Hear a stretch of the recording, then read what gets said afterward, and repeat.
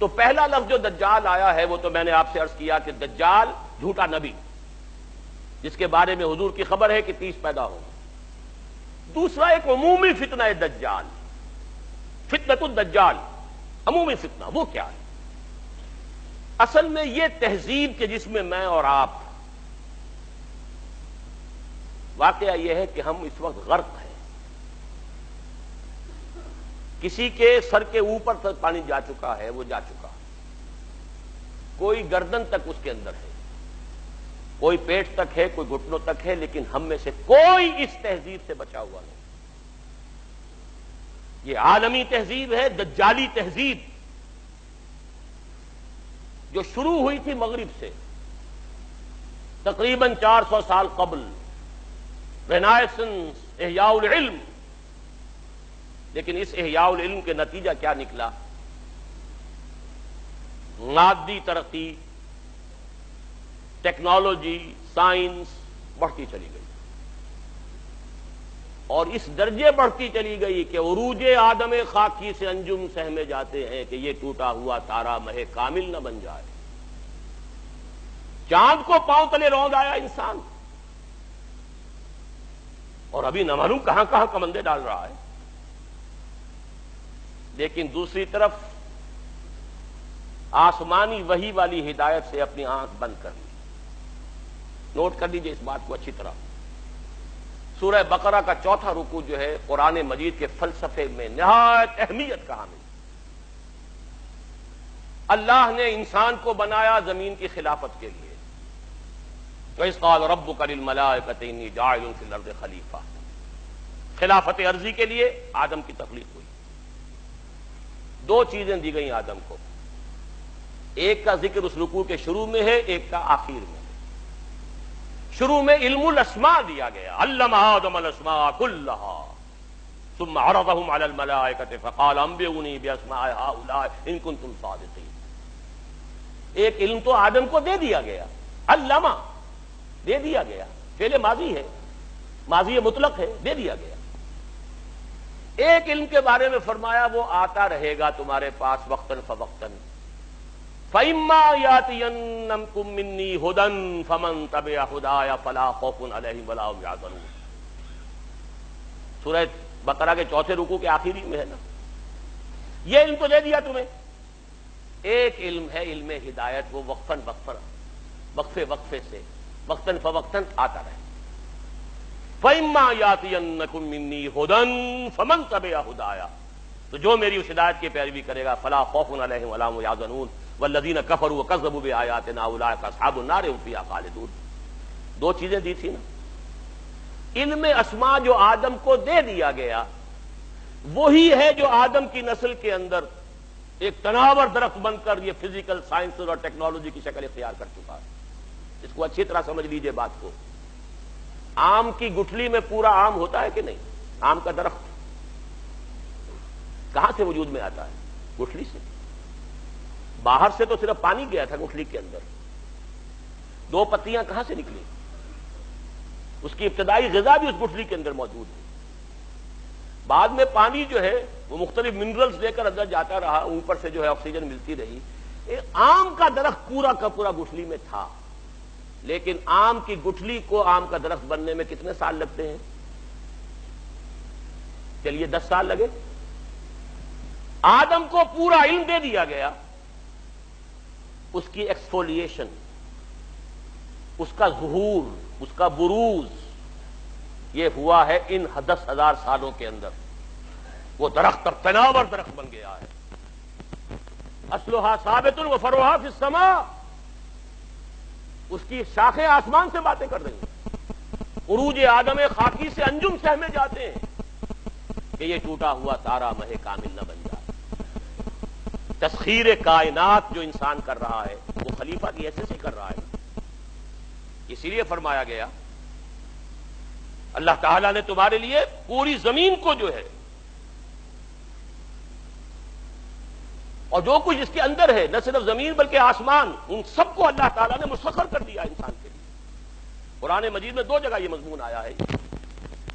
بہرحال ایک طرف یہ علم جو پھیلتا چلا گیا اور ابھی اور آگے جا رہا ہے اور آگے جائے گا، ابھی جینیٹک انجینئرنگ کا فن جو ہے اس وقت سب سے زیادہ یا تو کمپیوٹرز کے اوپر توجہ ہے اور یا جینیٹکس پر ہے. اور جینیٹک انجینئرنگ کے طریقے سے ایسی جس قسم کے آپ چاہیں گے مخلوق پیدا کرنے کے قابل ہو جائیں گے, جو صفات آپ چاہتے ہیں پیدا کر لیں. ایسے انسان پیدا کیے جا سکیں گے جن میں سرے سے رحم اور سرے سے رقت کا مادہ ہی نہ ہو. ہیومن روبوٹس جن کو جہاں سے جو حکم ملے گا, جس کو کہا گیا قرآن مجید میں علیہا ملائکۃ غلاظ شداد لا یعصون اللہ ما امرہم ویفعلون ما یؤمرون, ایسے غلاظ اور شداد لوگ پیدا کر دیے جائیں گے کہ جن کے دلوں میں کوئی رحم نام کی کوئی کسی شے کا شائبہ نہیں. They can create. اب تو جینز کے ساتھ کھیلنے کا دور آ گیا. دیکھیے اب نوٹ کیجئے, یہ علم اگر بڑھتا چلا جاتا جیسا کہ بڑھتا چلا گیا, لیکن ساتھ ہی یہ علم جو آتا رہا اس کی پیروی جاری رہتی تو کوئی خرابی نہیں تھی. اللہ کا بندہ انسان رہتا, اللہ کے احکام پر کاربند رہتا, ان تمام علمی اکتشافات اور سائنسی ایجادات کو خیر کے لیے استعمال کرتا, بھلائی کے لیے استعمال کرتا. اگر تو یہ دونوں آنکھیں کھلی رہتی تو کوئی خرابی نہیں تھی. آج سے 400 سال پہلے انسان نے ایک آنکھ بند کر دی. مذہب سے کوئی سروکار نہیں, کوئی تعلق. ایک آنکھ بند, دوسری آنکھ چوپٹ.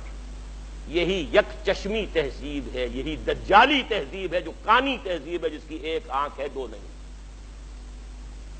یہ دجالی تہذیب جس نے کائنات ہی کو اصل شے قرار دیا ہے. خالق کو چھوڑو, یہ ہوگا کوئی پیدا کرنے والا ہے یا نہیں ہے, چھوڑو, دفع کرو. یہ دنیا تو ہے نا, اسے مسخر کرو. Concentrate your attention, focus your attention on this world. بھول جاؤ کوئی ہے یا نہیں ہے, کیا ہوگا کسی نے پیدا, وہ جانے. ہے یا نہیں ہے اس بحث میں مت الجھو. روح کوئی ہے یا نہیں ہے, کوئی حقیقت ہے یا نہیں ہے, کیا پتا ہے کہ نہیں ہے, چھوڑو, دفع کرو. کس نے دیکھی؟ جسم تو ہے نا, جسم کی فکر کرو, جسم کو بناؤ, تیار کرو, کھلاؤ پلاؤ, اس کے تقاضے, اس کے لیے سارے ایک سے ایک وائٹامنز جو ہیں ایجاد کرتے چلے جاؤ, تلاش کرتے چلے جاؤ, وہ سب کچھ کرو. روح کوئی شے ہے یا نہیں ہے, ہوگی, اگر ہے بھی تو ہماری بحث کی دلچسپی چیز نہیں. آخرت ہوگی بھائی, پتہ نہیں ہے کہ نہیں ہے, کس نے آ کے بتایا. یہ دنیا تو ہے نا, اسے بناؤ, ویلفیئر اسٹیٹ قائم کرو, دنیا کے اندر بہتر نظام قائم کرو. کہاں آخرت کے چکر میں پھنس گئے.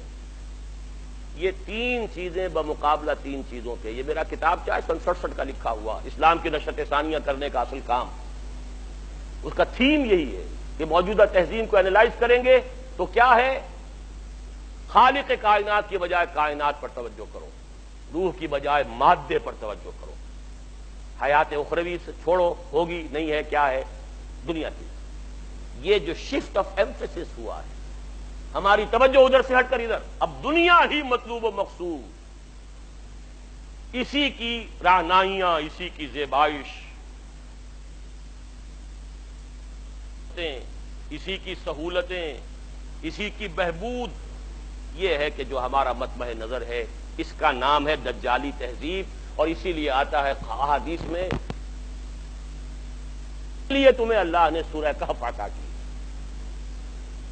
خاص طور پر اس کی ابتدائی اور آخری آیات. جو شخص, خاص طور پہ جمعے کا ذکر بھی آتا ہے, جو ہر جمعے کو سورہ کہف کی تلاوت کرے گا, اس کی ابتدائی آخری آیات کی تلاوت کرے گا, بناؤ اسے, اپنے ذہن اور فکر کا حصہ بناؤ اسے, تو پھر اس دجالی فتنے کے اثرات سے محفوظ رہ سکتے ہیں. وہ دجالی فتنہ کیا ہے؟ سورہ کہف کی 4 آیات کا حوالہ دے رہا ہوں. انا جعلنا ما علی الارض زینۃ لها لنبلوہم ایہم احسن عملا. ہم نے زمین پر جو کچھ ہے اسے اس کا سنگھار بنا دیا ہے, زیبائش, آرائش, آنکھیں چکا چوند ہو جاتی ہیں, نظر کو خیرہ کرتی ہے چمک تہذیب حاضر کی. یہ صناعی مگر جھوٹے رنگوں کی ریزہ کاری ہے, لیکن آدمی جو ہے اسی کا دل دادا. لنبلوہم ایہم احسن عملا, دیکھنا چاہتے ہیں اسی عروس ہزار داماد کے زلف کے گراگیر بن کر رہ جاتے ہو یا ہم سے محبت کرتے ہو. رخ روشن کے آگے شمع رکھ کر وہ یہ کہتے ہیں ادھر جاتا ہے دیکھیں, یا ادھر پروانہ آتا ہے. یہی امتحان ہے. ہمیں چاہتے ہو یا دنیا کو چاہتے ہو؟ انا جعلنا ما علی الارض زینۃ لہا لنبلوہم ایہم احسن عملا۔ ایک جگہ سورہ کہف میں حضور کو روکا گیا، حضور ان غرباء اور فقراء صحابہ سے اپنی نگاہیں ادھر ہٹا کر امیروں کی طرف توجہ زیادہ نہ کیجیے۔ ولا تعد عیناک عنہم ترید زینۃ الحیاۃ الدنیا۔ اے نبی کہیں یہ گمان نہ ہو جائے لوگوں کو کہ آپ بھی حیات دنیاوی کی زینت ہی کو زیادہ اہمیت دے رہے ہیں۔ یہ مشکل مقامات میں سے قرآن مجید کے میں نے اس کی جو سب سے زیادہ قابل قبول جو ایک تعبیر ہو سکتی ہے وہ میں کر رہا ہوں کہ نبی کہیں ایسا نہ ہو کہ آپ کے اس طرز عمل سے لوگ یہ سمجھے کہ محمد کی نگاہ میں بھی دولت ہی کی اہمیت ہے، تبھی تو دولت مندوں کی طرف توجہ زیادہ ہے۔ محمد کی نگاہ میں بھی شاید دنیاوی اقتدار جو ہے اسی کی اہمیت ہے، تبھی تو یہ جو قریش کے سردار آتے ہیں انہیں زیادہ وقت دیتے ہیں۔ ہم فقراء جاتے ہیں تو ہماری طرف توجہ نہیں فرماتے۔ ولا تعد عیناک عنہم ترید زینۃ الحیاۃ واصبر نفسک مع الذین یدعون ربهم بالغداۃ والعشی یریدون وجہہ۔ اے نبی اپنے ان ساتھیوں کی صحبت کے اندر آپ رکے رہیے، انہیں زیادہ وقت دیجیے جو صبح و شام اپنے رب کو پکارتے ہیں، اس کی رحمت کے امیدوار ہیں۔ ولا تعد عیناک عنہم، ان سے نگاہیں ہٹا کر ان دولت مندوں اور سرداروں کی طرف متوجہ نہ ہو۔ ترید زینۃ الحیاۃ الدنیا۔ تیسرے مرحلے پر آتا ہے المال والبنون زینۃ الحیاۃ الدنیا والباقیات الصالحات خیر عند ربک ثوابا وخیر عقبا۔ یہ دنیا مال اور یہ مال و دولت دنیا، یہ رشتہ و پیوند، بتان وہم و گما، لا الہ الا اللہ، لیکن یہ کہ اسی کی زیبائش آرائش، اسی کی محبت، اسی کی سوچ، دن رات فکر ہے تو انہی کی ہے۔ المال والبنون زینۃ الحیاۃ الدنیا۔ اور آخری آیت جو آخری رکوع میں قل هل ننبئکم بالاخسرین اعمالا الذین ضل سعیہم فی الحیاۃ الدنیا وهم یحسبون انہم یحسنون صنعا۔ سب سے زیادہ گھاٹے اور خسارے میں رہنے والے کون ہیں؟ نبی ہم آپ کو بتائیں؟ اے نبی آپ ان سے کہیے کیا میں تمہیں بتاؤں سب سے زیادہ خسارے میں کون رہے؟ سوال کا جواب بھی خود ہی، جن لوگوں کی ساری بھاگ دوڑ سعی و جہد حیات دنیا ہی میں بھٹک کر رہ گئی، ساری بھاگ دوڑ، دن رات کی محنت، مشقت، سوچ ہے تو اسی کی، رات کو بھی دن کو بھی، دوڑ دھوپ، ساری فکر فی الحیات الدنیا، واللہ بھٹک کر رہ گئی۔ انہی توانائیوں سے آخرت کمائی جا سکتی تھی، انہی چیزوں سے جو اللہ نے دی ہیں اللہ کو راضی کیا جا سکتا تھا، لیکن یہ ساری چیزیں کھپا دی دنیا کے حصول میں، بھٹک گئیں۔ آہ وہ تیر نیم کش جس کا نہ ہو کوئی ہدف ہونا چاہیے تھا اللہ کی ذات، لیکن تم نے پہنچا خرچ کر دی یہ ساری چیزیں دنیا کی طلب میں۔ الذین ضل سعیہم فی الحیاۃ الدنیا وہم یحسبون انہم یحسنون صنعا۔ یہ ہے وہ دجالی فتنہ جس نے آخرت پر دنیا کا ملمہ کر دیا ہے، ذات باری تعالیٰ پر کائنات کی عظمت کا پردہ ڈال دیا ہے۔ اللہ سے توجہ ہٹ گئی، کائنات، روح کی بجائے جسم، حیات اخروی کی بجائے حیات دنیاوی۔ یہ جو چار ہماری چیزوں کے اندر کہ جو پریفرنسز ہیں، جو ہمارا ایمفیسس ہے، زبان سے مانتے ہیں اللہ کو بھی آخرت کو بھی، لیکن آپ اپنے 24 گھنٹے کے تمام اوقات کا تجزیہ کیجئے، کتنی آپ کی توانائیاں اور قوتیں اللہ اور آخرت کے لیے صرف ہو رہی ہیں اور کتنی دنیا کے لیے ہو رہی ہیں۔ اقرا کتابک، ہر شخص اپنی کتاب خود پڑھے، اپنا حساب خود لے۔